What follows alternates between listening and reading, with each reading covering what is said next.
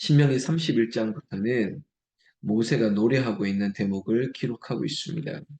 여러분, 이 노래가 여호수아에게, 자손들에게 기억해야 될 노래가 되게 했던 것입니다.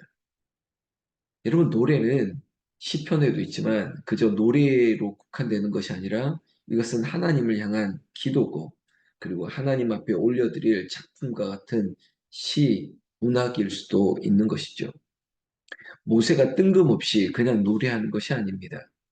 이 노래가 자녀들에게, 후손들에게 꼭 점수되어져야 하겠다는 그런 바람이 있었던 것이죠. 특별히 여호수아야, 너도 내가 부르는 이 노래, 이 기도를 하나님 앞에 드려야 한다 하고 가르쳐 주고 싶었던 것입니다. 모세의 노래는 이제는 온 이스라엘 지파들이 들어야 될 노래고, 그들이 배워야 될 찬송이 되어야만 했던 것입니다. 그래서 오늘 31장의 마지막 절에, 그리고 모세가 이스라엘 총회에 이 노래의 말씀을 끝까지 읽어 들리니라. 여러분, 총회라고 한다면 이스라엘의 온 지파를 관할할 수 있고 책임질 수 있는 그런 명실상부 최고의 기관입니다. 그 총회를 통해서 모세의 간증, 이것이 나의 간증이요 이것이 나의 찬송일세 하는 모세의 이야기가 총회에 들려지고, 그리고 총회는 온 이스라엘 지파에게 이 노래를 가르쳐야만 할 의무가 생겼던 것입니다. 이제부터 모세의 노래를 우리는 보게 될 텐데요. 32장. 여러분, 이 32장부터 모세의 노래라고 하는 이 대목을 볼 때, 여러분, 결국은 노래, 지금 우리가 부르는 찬송, 찬송은 누구를 향한 찬송이냐 했을 때, 결국은 하나님을 향한, 하나님이 영광 받으시고 하나님이 기뻐하실 찬양인 것입니다. 여러분, 찬양은 하나님을 높이는 것입니다. 찬송은 우리가 하나님을 향한 기뻐하고 즐거워하는 고백과 같은 귀한 것입니다. 그래서 찬양이 놀라운 것이죠. 그렇다면 이 찬송의 그 대상, 이 받으실 노래의 주체는 누구냐? 당연히 하나님이신 거죠. 그러면 여러분, 이 찬송을 통해서, 모세의 노래를 통해서 하나님이 어떤 분이신지를 우리는 알 수 있습니다. 앞부분에 뭐 아름다운 가사와 같은 노래가 있지만 결국은 하나님을 어떤 분이신지를 이스라엘 백성들이, 여호수아가 온, 온 총회에 들어왔던 모든 백성들, 자녀들, 손들에게 꼭 읽어서 기억하게 만들고 싶었던 하나님, 그 하나님이 어떤 분이신가? 여러분, 4절 말씀 보십시오. 하나님은 반석이시니라고 얘기하고 있습니다. 여러분, 하나님은 반석과 같은 분이십니다. 그리고 그 반석은 견고합니다. 흔들리지 아니합니다. 어제 우리도 시편 125편에서 그 반석이신 하나님이시기에 우리가 하나님을 의지해야만 하는 것입니다. 반석이신 하나님, 그 하나님이 이스라엘 백성들에게, 여러분, 정의롭고 진실하고 거짓 없도록 하나님께서 우리를 공의로 인도하고 계신다는 것입니다.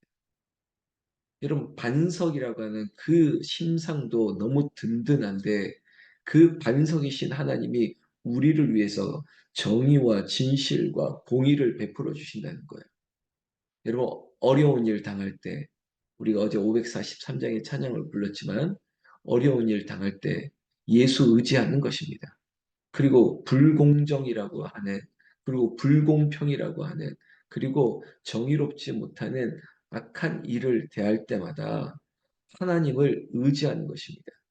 반석이신 하나님, 절대로 흔들리지 아니하시는 하나님, 그 하나님 앞에 우리는 피난처가 되게 하고 그곳으로 나아가는 것입니다. 여러분, 반석이신 하나님을 오늘도 찬송하고, 오늘 우리의 직장과 일터 어디에 있든지 우리의 자녀들에게도 그 반석이신 하나님이 우리의 노래가 되어 주실 수 있는 찬양을 받으실 영광의 주가 되시기를 주의 이름으로 축원합니다. 성경 말씀, 여러분 6절 말씀 보십시오. 어리석고 지혜 없는 백성아, 여호와께 이같이 보답하느냐? 그는 내 아버지시오 너를 지으신 이가 아니시냐. 그가 너를 만드시고 너를 세우셨도다. 여러분 하나님이 우리의 아버지 되십니다. 모세는 이스라엘 백성들에게 반문하고 있습니다. 하나님이 너희 아버지가 아니냐. 그리고 그 하나님 아버지는 하나님은 어떤 분이시냐면 너를 지으신 이시다. 그리고 너를 만들었다. 너를 세우셨다. 이런 반석이신 하나님 위에 그 하나님은 우리의 창조주가 되어 주시고 우리를 하나님의 그 반석 위에 든든히 세우시는 분이라는 것입니다. 근데 그 하나님을 이스라엘 백성들은 그리고 모세는 무엇이라고 부르냐면 바로 아버지라고 부르는 것이에요. 여러분 하나님은 우리의 아버지세요.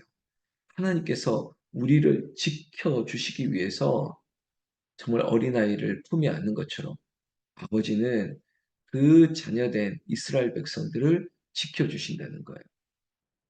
하나님이 창조주시기 때문에 우리를 믿음으로 세우시기 위해서 하나님이 우리를 지켜주신다는 겁니다.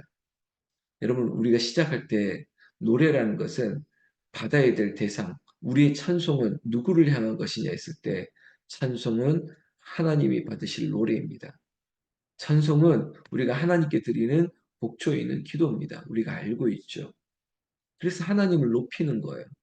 자칫 잘못하면 찬송가가 그저 내 안에 있는 위로로 그칠 수 있는 그저 나를 향한 그저 연민이나 나를 향한 감정에 치우치는 그런 세상 노래가 되어서는 안 됩니다. 우리의 부르는 찬송은 반드시 하나님이 받으시는 노래인 것입니다. 하나님께 고백하는 기도인 것이에요. 그래서 분명히 하나님께 영광을 올려드려야만 되는 찬송, 이 노래 반드시 우리는 불러야 되고 고백해야 됩니다. 여러분 하나님이 반석이시고 우리 아버지 되셔서 우리를 든든히 세우시는 이 놀라운 하나님을 찬송할 수밖에 없는 것은 오늘 우리가 불렀던 찬송 받은 복을 세어 보아라. 받은 복을 세어 보아라. 뭡니까? 오늘 성경 말씀 7절에 옛날을 생각하라 라고 했을 때 여러분 돌이켜보면 하나님의 은혜였습니다. 하나님께 찬송 드릴 수밖에 없는 일들이 가득가득 넘치는 거예요. 여러분 넘치고 넘치고 넘치도록 자꾸 우리에게 부어주시는 하나님의 은혜가 돌아보니까 모든 것이 은혜였습니다. 하나님의 은혜로 여기까지 왔습니다. 사랑하는 새벽을 성도 여러분, 그리고 이 영상을 함께 보시는 분들, 오늘 7절 말씀처럼 옛날을 생각하십시오. 그저 이선희가 불렀던 아 옛날이여 그런 옛날의 노래가 아니라 하나님께서 나의 아버지가 되셔서 나의 피난처가 되시고 나의 반석이 되어 주셔서 나를 여기까지 인도하신 그 놀라우신 하나님의 사랑을 그 흔들릴 뻔했다가 넘어질 뻔했다가 그러나 하나님 또한 구원의 세우심의 역사를 경험 이것이 나의 간증이고 이것이 나의 찬송일 수밖에 없었던 놀라운 나만의 이야기들을 잠깐만 우리가 페이지를 넘겨보십시오. 잠깐만 뒤를 돌아보십시오. 7절 말씀 옛날을 생각하라 기억하라 역대의 연대를 생각하라 내 아버지에게 물으라 그가 내게 설명할 것이요 내 어른들에게 물으라 그들이 내게 말하리로다. 여러분 우리가 하나님 앞에 물어보십시오. 우리의 기도는 하나님 나 같은 이 죄인을 여기까지 여러분 하나님이 왜 날 사랑했는지 한번 물어보십시오. 자꾸 달라고 하는 기도에서 하나님 왜 나를 이렇게 사랑하시지요? 하나님 나를 어떻게 이렇게 붙들어 주셨죠? 내가 어떻게 여기까지 올 수 있었습니까?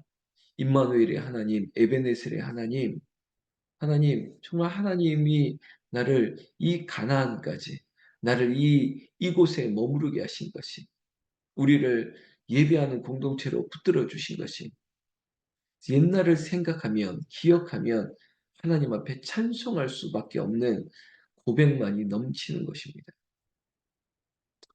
여러분 모세는 노래하고 있습니다.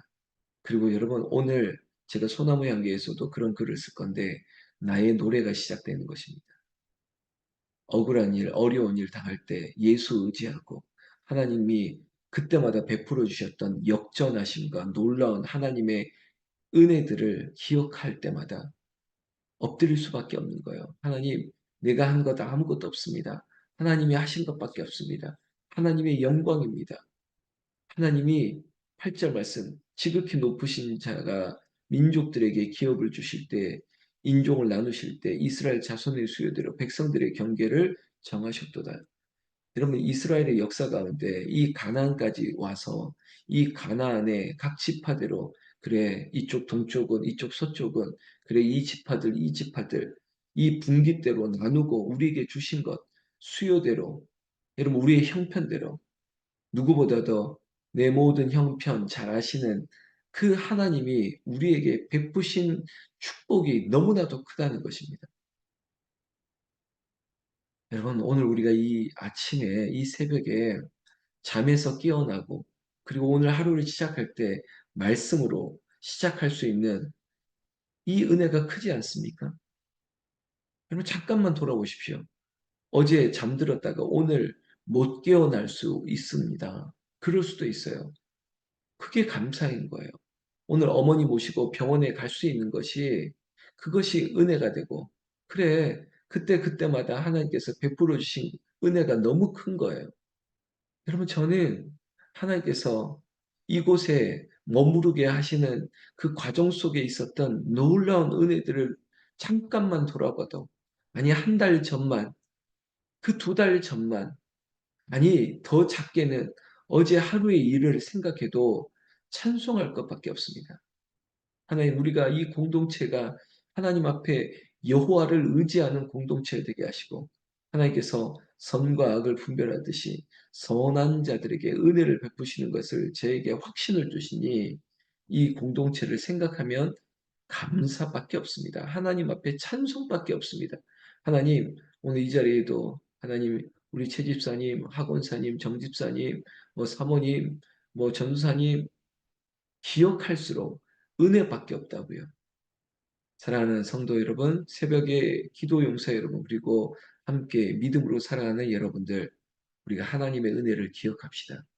그 과거를, 그 과거는 하나님이 은혜 베풀어 주신 시간인 거예요. 세월 지나갈수록 지금까지 지나왔던 모든 세월, 시간들은 하나님의 은혜였다고요.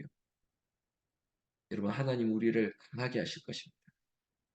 하나님은 이 11절 말씀해 보시면 독수리가 자기의 보금자리를 어지럽게 하며 자기의 새끼 위에 너풀거리며 그의 날개를 펴서 새끼를 받으며 그의 날개 위에 그것을 엎는 것 같이 이건 하나의 비유죠.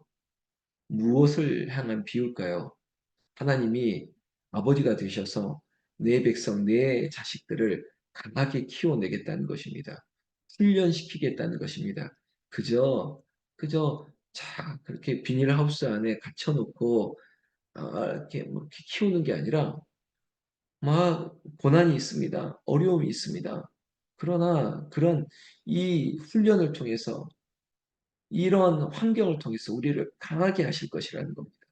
욥처럼 내가 정금같이 나아가기 위해서 내가 지금 연단과 어려움이 있을지라도 반드시 하나님은 옛날을 생각하더라도 이전에도 그렇기 때문에 지금 앞으로 우리에게 나타날 장차 나타날 영광과 좋게 비교할 수 없는 그 일들을 향해서 지금 나의 보금자리를 나의 삶을 하나님께서 단단하게 단련시킨다는 거예요. 여기에 머물지 않고 더 큰 일들을 행하기 위해서 우리 자녀들에게 아니면 이 자리에 있는 우리도 그렇지 않습니까? 우리의 삶이 만만치 않습니다. 고단하고 어려운 일이 있습니다. 그러나 지금까지 걸어왔던 모든 일들을 생각하니 하나님께서 우리를 더 단련시키고 이 연단을 통해서 우리를 정금과 같이 보석과 같이 빛나는 존재로 만드실 것을 믿는다는 것입니다. 여러분 믿으시죠? 저도 마찬가지입니다. 12절 말씀에 여호와께서 홀로 그를 인도하셨고 그와 함께한 다른 신이 없었도다. 사람도 떠나고 의지할 것들 다 사라져도 하나님은 끝까지 나와 함께 하십니다. 그런 하나님이 어디 있습니까? 그 하나님께 우리는 끝까지 찬송하고 하나님 베푸실 은혜들을 믿고 오늘도 힘차게 우리가 노래하면서 찬송하면서 그렇게 시작하기를, 아니 오늘 오고 가는 모든 순간순간마다 우리가 밖에 있든지 안에 있든지 아니면 우리의 삶의 자리가 그곳에 하나님의 영광이 나타나기를, 우리 자녀들에게도 잠자는 가족들에게도 우리의 기도로 말미암아 찬송으로 말미암아 그들도 살아나는 역사 있기를 나는 우리 주 예수님의 이름으로 축원합니다. 축원합니다.